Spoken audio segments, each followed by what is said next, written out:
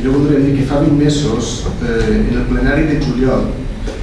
quan encara em faltaven 6 per a la data de l'aniversari, que era el 8 de febrer de l'any 2014, quan es complia 150 anys, la regidora de Compromís de Sigue Palma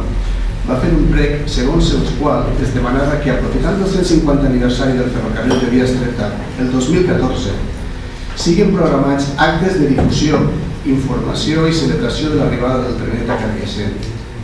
Afegia que, coneixedor que l'aniversari és al febrer del 2014, es tingui en compte amb el temps suficient per a poder organitzar una programació adequada i sense retards.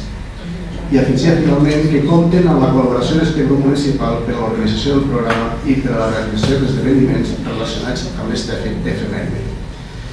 Va passar el temps i vist que no anava a atendre's el prec, l'Associació Cultural Carcaixent M'Agrada, de la qual els regidors del grup El Compromís són socis fundadors, va decidir organitzar pel seu compte una sèrie d'actes al llarg de l'any per commemorar aquest 150 aniversari de la Vieta.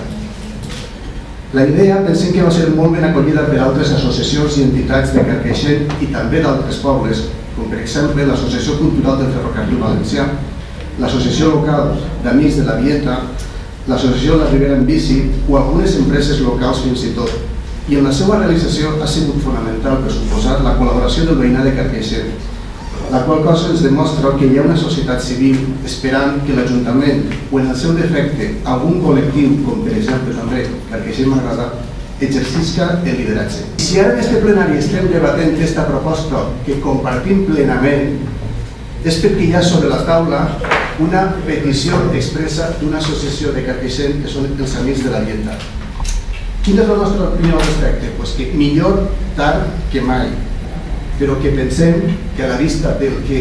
el govern municipal ha programat en aquest tema, voluntat real no n'hi havia cap.